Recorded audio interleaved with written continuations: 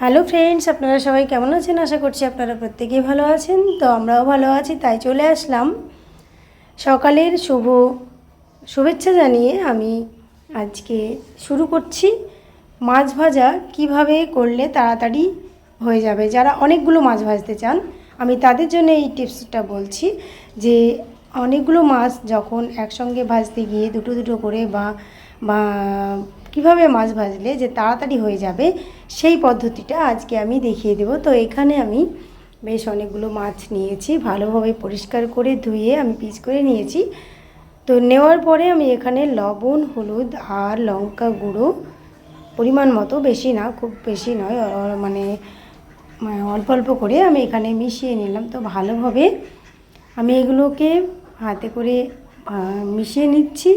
তো আমার মিশিয়ে নেওয়া যখন হয়ে যাবে, তো অন্য পাত্রে আমি তেল বসিয়ে দিয়েছি, যে পাত্রে মাছটাকে ভাজবো। তো এখানে আমি কড়াইতে তেল নিয়ে তেলের পরিমাণটা একটু বেশি দিয়েছি, যেহেতু অতগুলো মাছ ভাজতে হবে তাই তেল অবশ্যই লাগবে। তাই প্রথমেই অনেকগুলো তেল দিয়ে ভালোভাবে কড়াইটাকে পুড়িয়ে নিয়ে বা গরম করে নিলে মাছের পিসগুলো কিন্তু তলায় ধরে যাবে না। এটা একটা টিপস।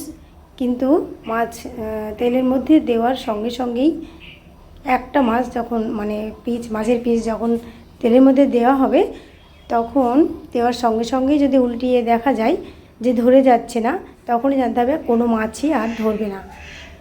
তো এখানে আমি এইভাবে মাছগুলোকে ভেজে নিচ্ছি। তো এখানে কটা নিয়েছি, মাত্র 4টে পিস, তার বেশি এখানে ভালোভাবে ভাজা হচ্ছে না।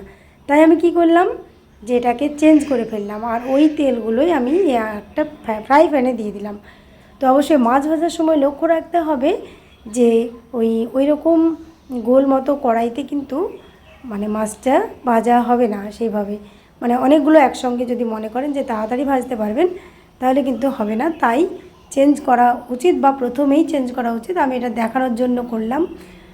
তো এখানে আমি একটা ফ্রাই প্যান নিয়েছি। দেখুন ফ্রাই প্যানে কতগুলো মাছের পিস ধরেছে, আর পিসগুলো বেশ উল্টে দেওয়ারও মতো জায়গা আছে, গায়ে গা ঠেকছে না। আর একটা কথা হচ্ছে, এর মধ্যে কিন্তু আরও একটা পিস ধরে যাবে। তো আমি সেটাই করলাম। তো এগুলো এভাবে উল্টে পাল্টে আমি লাল করে ভেজে নেব। আর মাছ ভাজার একটা বিষয় হচ্ছে যে এগুলো যদি চারটে চারটে করে ভাজতাম, তাহলে আমাকে এখানে 3বার ওই কড়াইতে দিতে হতো। তো এখানে আমি 8টা মাছ ভেজেছি। তো 8টা কি 10টা, যাই হোক, এখানে আমার কিন্তু একবারেই হয়ে গেল। আর গ্যাসটাও কম পড়বে, তেলটাও অনেক কম লাগবে ফ্রাই প্যানে ভাজলে। তো এইভাবে আমার আরও যেগুলো আছে সেগুলোও আমি একটু দেখিয়ে দিচ্ছি।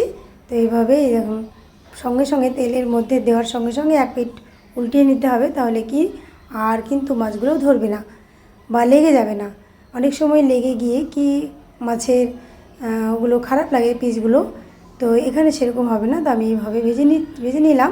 আপনাদের যদি ভালো লেগে থাকে তাহলে অবশ্যই আপনারা এরকমভাবে ট্রাই করবেন। আর ভালো থাকবেন সবাই। ধন্যবাদ আপনাদের সকলকে।